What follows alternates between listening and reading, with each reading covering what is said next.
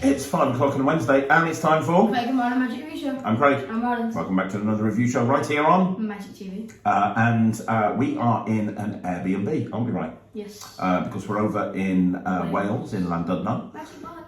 Well, Ryland and Thea, in fact, cameo appearance, Thea's sitting over there right now playing on the iPad. Thea, say hello to everyone.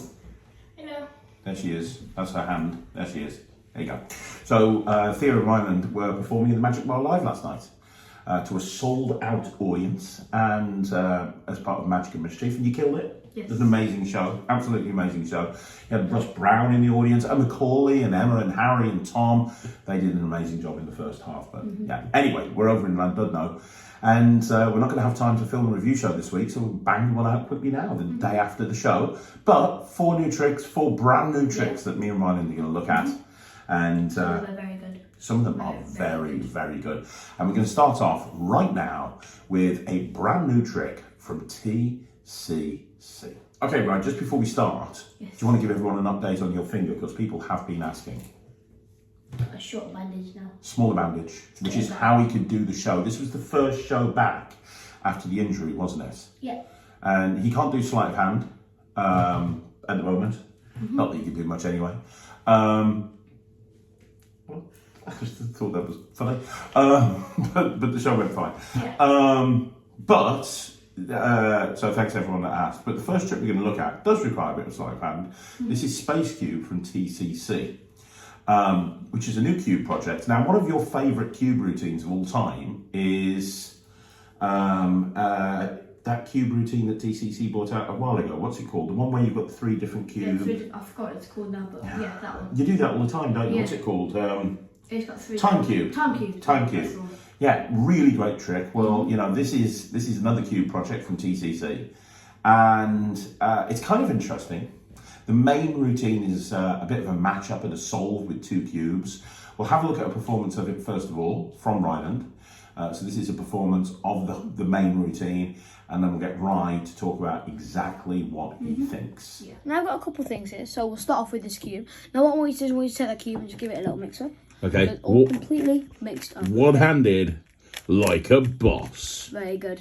You got the camera, you mix up a cube Yes. like this. Now do you want to mix it some more? Are you happy? One more mix. One more turn. Very good. You happy there? Yep. Now, what's going to happen? This cube is going to go inside the bag, and I'm going to show you something really cool. Are you ready? Yeah. Watch this. Do you know what that did? Made a noise. No, look.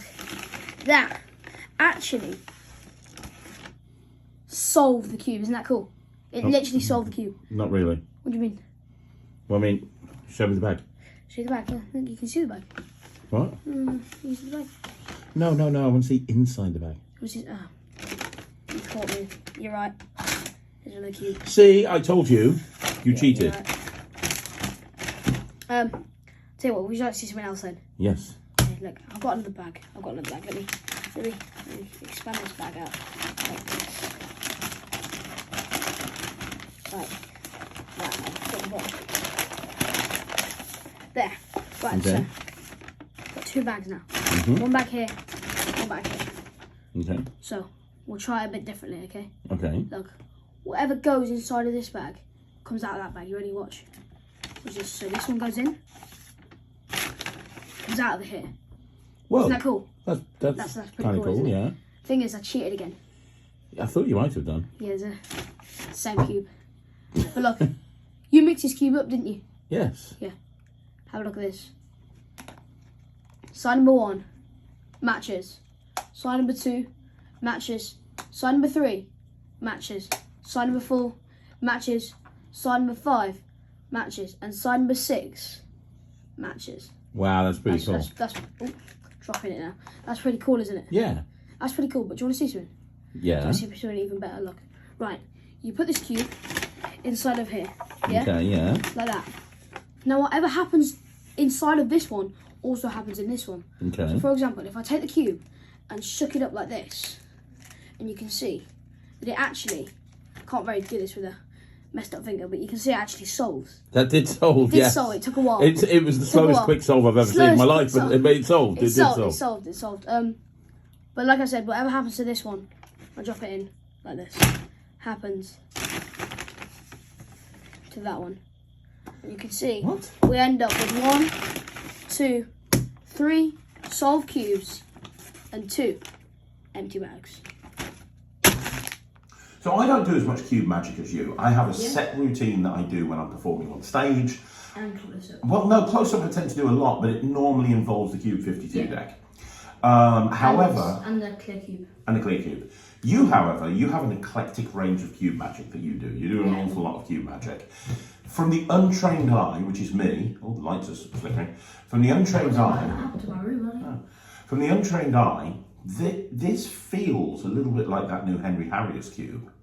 Because both of them are a flat cube that you can build up to create a full cube shell. Without giving too much away, that's what you have here as part of the gimmick. You have several gimmicks, but one of them is a flat cube that you can build up to become a cube shell that completely covers a full real cube, which is kind of exactly what Henry Harris's gimmick is.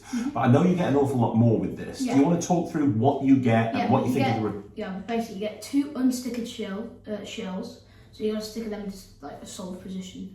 You get 2 regular cubes and a flat pack cube that you can build up to make a normal cube. Okay. Yeah. And using all of those gimmicks, you do the routine. Now, the routine that you just did, it still requires a bit of sleight of hand, doesn't it? Because you had to do a 1-1-2-2. You don't have to do that. He says you can use your own preferred. In fact, I think he used something different, but you can use your own preferred quick solve. But the point is, you do have to know a quick solve. It's not like you can buy this space cube and with no cube ability or cube skill, you'll be able to do it. You do have to know how to do a standard sort of solve. You use Stephen Brunridge's, it could be somebody else's, it could be the original Takamizu Sui's, but the point is, you need to know how to get a cube into a particular pattern and then solve it quickly as you're putting it into a bag. So, my question then comes, what's better, this or Henry's? Because Henry, when he did it to me, he had a very similar style routine in that he had 2 cubes and he had 2 bags and he was doing like a quick solve. But he only had the shell. That's all he had. He didn't have extra cube shells. You have extra cube shells with this as well and stuff, don't you? So what's better? You perform both of them. Which one's better? I like Henry's because I think it's a better shell and it's easier to put up. That was going to be my next question. Is it Henry's is easier to put up. Yeah. By put up, just can you explain what you mean by put up so that people understand? So obviously they're both flat pack. So when you put in, as you open in the bag and you build in one of them inside the bag, Henry's is easier to put up because all it is flip the cube up and then close it. But the other one, it's like you build in a die, so you got to fold every single side into the right position. Okay. So Henry's is better. What's the better quality? I mean, TCC's normally got good quality. Yeah, it's a very good quality, but obviously it's Henry Harris. Okay, so he's kind of a legend when it comes to cube magic. Okay, in terms of the routine, if we weren't comparing this to Henry's trick, in terms of the routine, what like is it a practical routine to do? What are the angles like? There's not many angles because it's 2 cube shells. Obviously, if it's a glass table, you can't have anyone looking from underneath. Mainly because you'll be able to see it's a shell. Yeah. But I don't think anyone's going to be doing that. No. Random thing to say, to be honest, but okay. No, cool. But the angles are pretty good. Yeah. Assuming that people know how to do a 2-2-1-1 or a 2-1-2-1 or whatever it is it fairly easy to do? Yeah. You seem to be able to pick this up fairly quickly. You watched the tutorial and like half an hour later you came into me and you go, hey, I'll stick it up the queue, let me show you what the routine's like. So it's fairly easy to do? Yeah. Okay. So what would you give this? I'm going to give this 79%. I think this is very good. I'm not going to do it. I do agree. I've played with Henry's shell. I've played with this shell. And although they're both well made, I do find Henry's easy to operate. Yeah. And I think that everything that you can do with this that you get from TCC, you can do with Henry's gimmick. Yeah. So because of that, I actually prefer Henry's. But also, I don't think I'd use this. I might actually. I remember seeing Henry do his at Magic Live, and I was absolutely blown away. And I came away from his booth going, "I'm going to do that routine. That's a really sick routine." And I know you have done it a couple of times, haven't you? Yeah. But I don't think I'd do this one. I also thought there was a moment in the routine that just didn't make any sense to me. Like, do you know that moment in the TCC routine where you go, I put the cube in this bag and it comes out this bag? It was like, that just kind of presentationally didn't... It's like the thing that we're thinking of with eject. So, oh look, I drop a pen. Whoosh. It's like, look, I drop it in this bag. It comes out in this bag. Got it. The thing is, I did cheat. There's a cube in this bag. So it didn't actually work. Got it. Okay. So what would you give it? I would give it 79% because I don't know if I'll do this. I'll probably do Henry's instead. Okay. So 79% from Ryland, 79% from me. Look, it's a good prop. TCC make good props. Space Cube is good, but if it was a choice between getting this and Henry's new flat pack cube, I would personally go for Henry's, but TCC have created a great trick here. It's a really great trick. The gimmicks work. It's nice that they provide it to you unstickered, so you can set it up in any algorithm you want to. Any way you want, yeah. Which is good. Yeah, it's well thought out, decent tutorial, but just not for me and Ryland. So there you go, that's the first one. That's Space Cube. Let's move on with the next trick. Okay, so the next routine we're going to be looking at is foiled again. Now this is by Bizarro and Vanishing Ink. Now I don't know if this has been officially released yet. I think it might be coming out officially in a couple of weeks. I don't know. I don't work for Vanishing Ink. However, at Magic Live, Bizarro was there at the Vanishing Ink booth, and I picked one of these up. He was demonstrating it. It was launched at Magic Live, and I was so impressed with the demo of it. I put it on one of my favourite tricks at Magic Live video. I was so impressed with the video of it. I've talked about it, and a lot of people have said to me, "Can you review this trick?" So this is me and Ryland reviewing the trick. Yeah. Now Ryland's actually stolen this off me, as happens quite a lot with the stuff that I get. And the reason he's stolen it off me is because this just is a Ryland trick. To give you a little bit of history, Bizarro brought this out with Jumbo Coins, and he talks on the tutorial about how he brought this out years ago with Jumbo Coins. But him and Vanishing Ink have teamed up to create this with normal different coins, and you get 4 gimmicks in the box, don't you? You get a Morgan dollar, you get a $half dollar, and a couple of others I can't remember.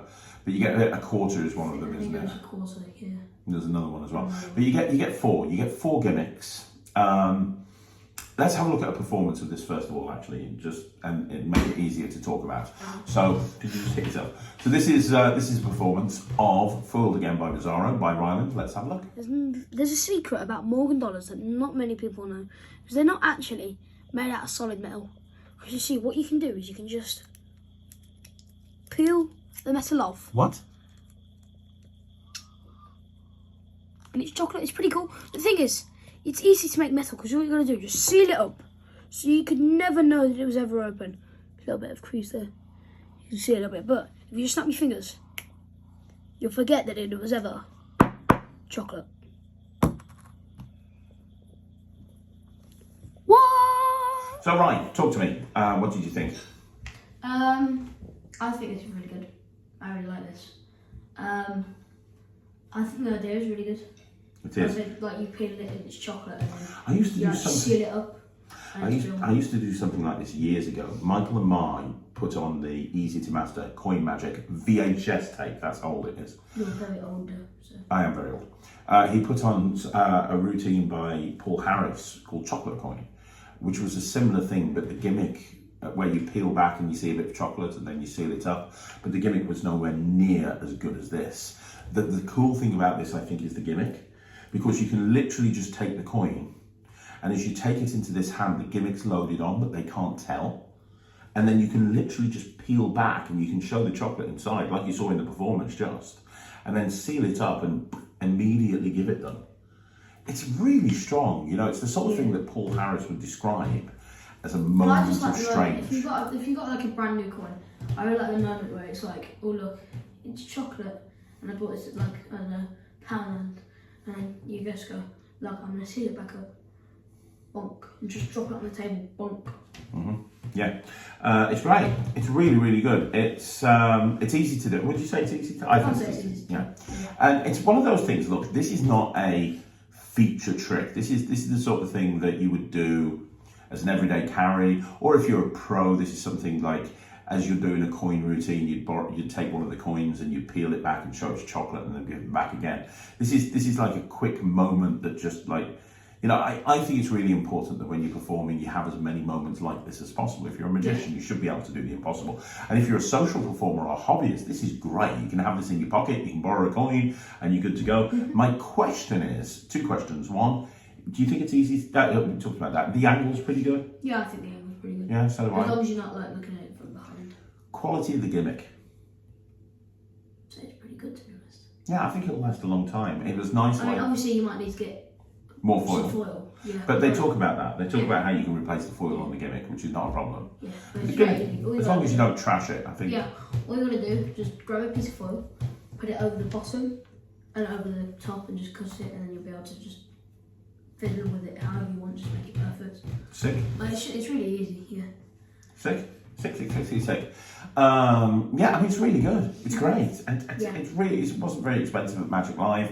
I think if it's not released now, I think it will be in the next few weeks, I imagine.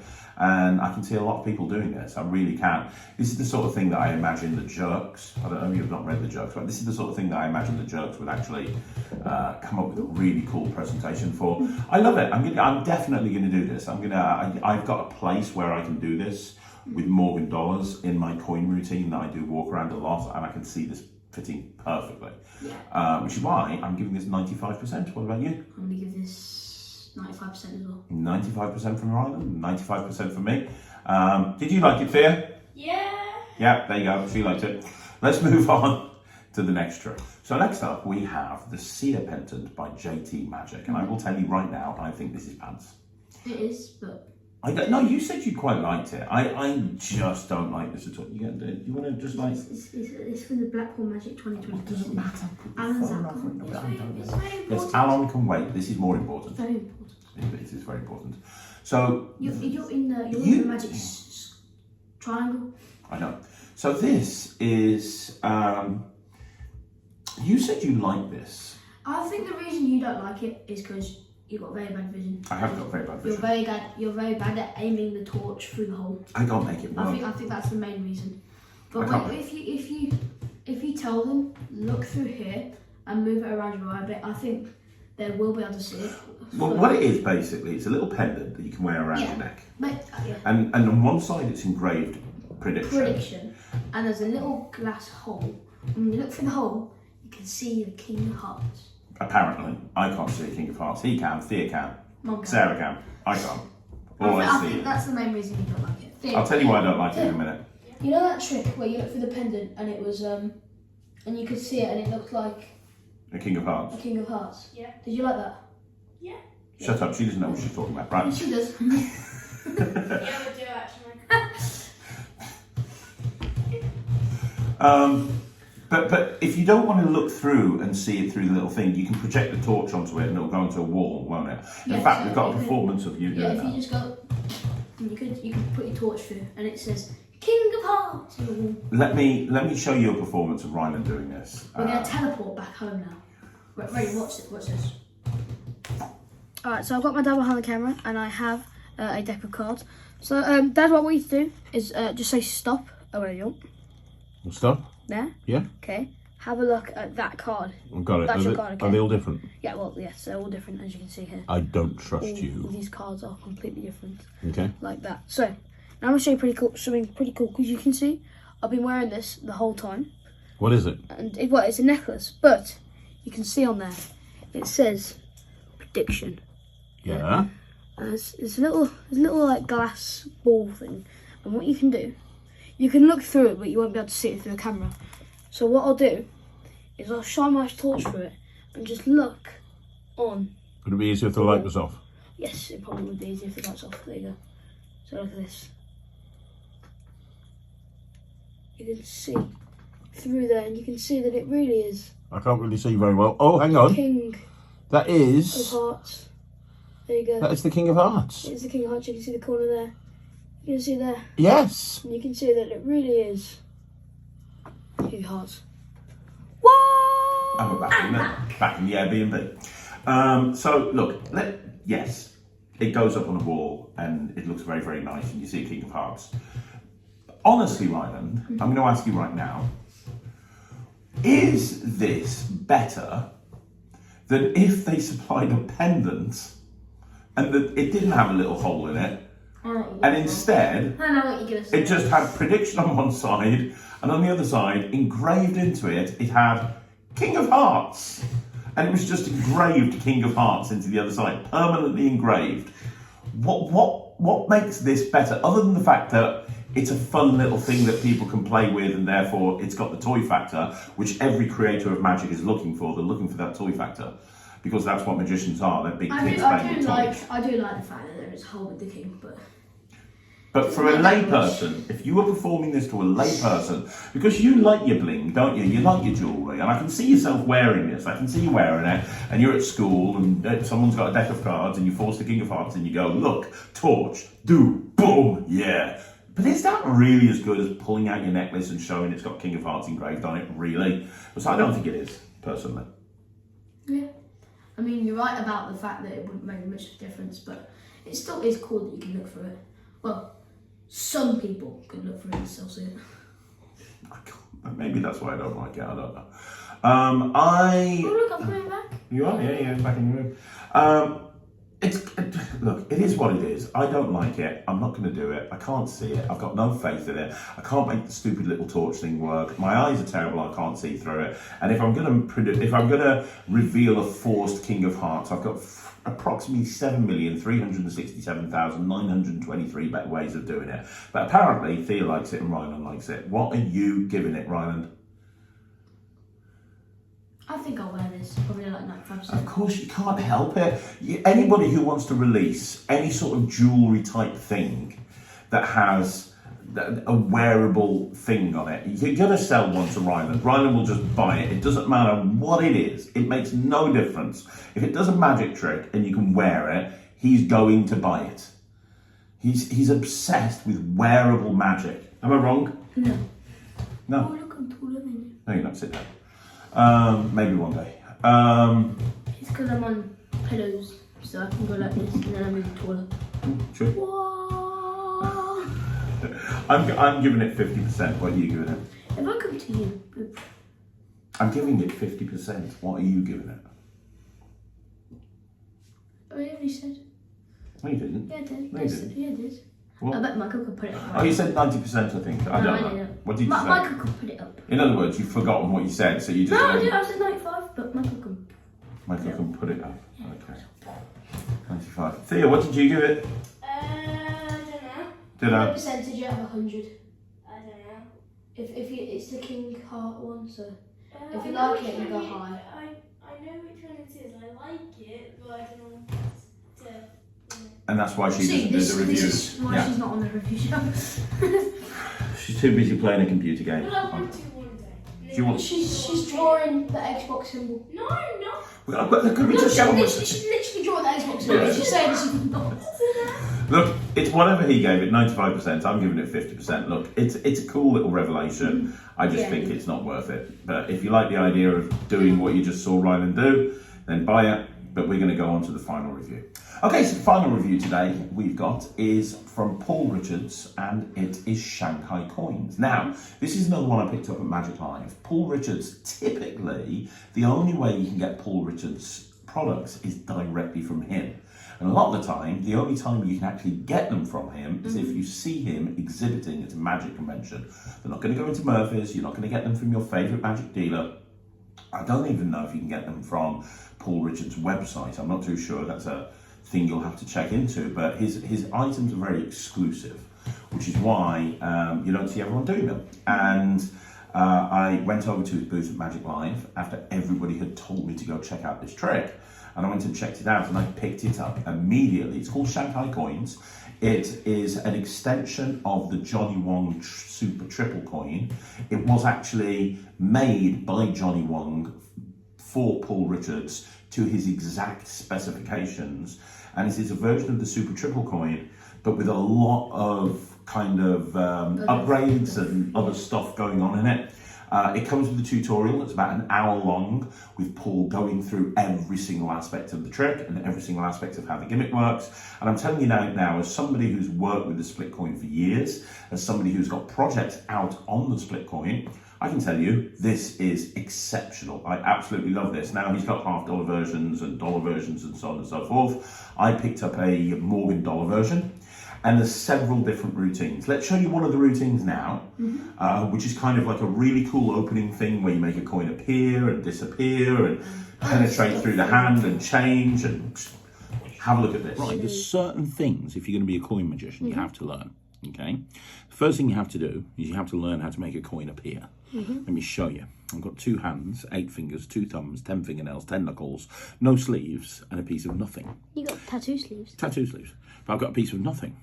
Now, that piece of nothing can be used to make a coin appear. Can it? Not just any coin, but a silver Morgan dollar. If That's anything, cool. this is an illusion of quality, my little friend. Now, that is how to make a coin appear. The next thing you have to learn is how to make a coin disappear. It's not difficult. You just take the coin, you squeeze it in your hand, and when you do, that coin becomes invisible. Now, it's still there, not really made it disappear. If I want to bring it back, I rub the back of my hand, snap my fingers, and the coin comes back again. Of course, I can even make the coin disappear and have it travel. I can make it disappear from there and travel up the sleeve. Next thing you have to learn, if you're going to be a coin magician, is how to make coins penetrate through solid matter. See, this is a solid hand, this is a solid coin, but I can push that coin, not yet, hang on, right through the hand. I can actually take that coin and make it go right there through the hand. Now, the other thing you need to be able to do is make the coin jump. So, for example, if you're going to make the coin jump, I would take that coin, put it into my back pocket, wait a second, take another piece of nothing, throw it up in the air, catch it, and make that turn into the coin. So I've learned you need to learn how to make a coin appear, disappear, jump, become invisible, reappear, change from one place to another, and then you actually need to make the coin change. So we know that this is a silver Morgan dollar, but check this out, right? If I put this in my hand and I snap my fingers, it changes into a completely different Morgan silver dollar. You impressed? Mm-hmm. It's a That's pretty cool. You don't look impressed. So let me do it for real. Watch. If I take that coin and snap, now I can actually make it turn into a copper English penny. Okay, that's cool. Now, I'll tell you how it works. It's very simple. You've actually got 2 coins. A lot of people ask me where the second coin is. Well, you can't see it because it's invisible, you know. But if I do this, it becomes visible. So now I've got the copper coin, now I've got the silver coin. This is the silver coin, this is the copper coin. Watch this. If I take the copper one here and the silver one here, and I squeeze, they change. They change places. Do they? Yeah, into 2 coins from China. What? That's from China, and this one here is from China as well. There's 2 coins from China. Of course, the one last thing that you need to be able to do if you're going to be a coin magician is you need to be able to take the coins at the very, very end of the trick, wave your hand over, give it a little squeeze, have those coins disappear into nothing, and that is what you need to do if you want to be a coin magician. So I think that is an amazing opener. Yeah.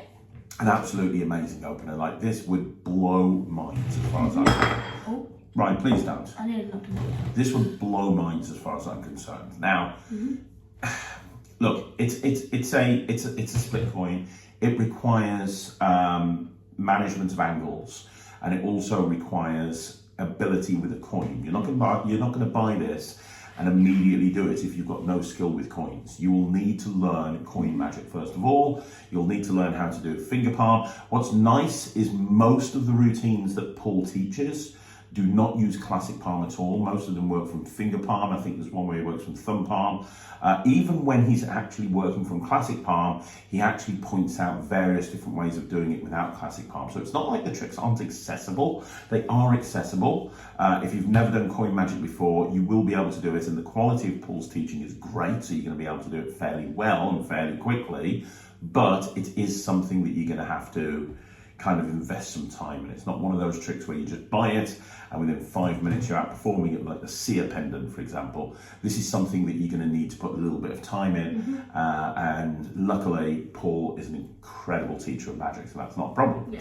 I'm going to show you one more routine actually. Now, this is kind of my variation of one of the routines. Paul's got this really nice routine where 3 coins appear and vanish. And I realised that you can actually use it to do sort of a 3-phase routine where 3 coins appear, they jump from one hand to the other like 3 fly, but with just 3 coins, and then they vanish one by one. And I'm going to show you this right now so you can have a look at it. This is probably my favourite use of the gimmick at the moment. I love doing this. And you know what? I'm going to show you something that I learned in America. I went to America when I was 18 and I worked in the Poconos Mountains in a little place called Strucker underneath Brad Henderson, and he taught me how to make a coin appear, which is why every single time I make a coin appear, I make that coin appear, it has to be a silver American dollar. That's a Morgan silver dollar. That's cool. Beautiful coin. Now, when I came back to England from being in America, I learned how to make coins change, which is generally why when I make coins change, I use an English coin. That's a copper old English penny.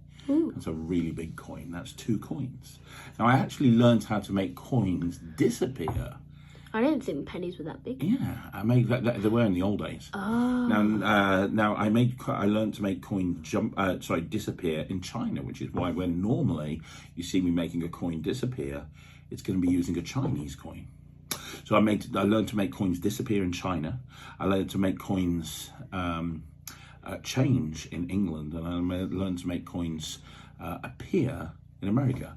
But here's what's interesting.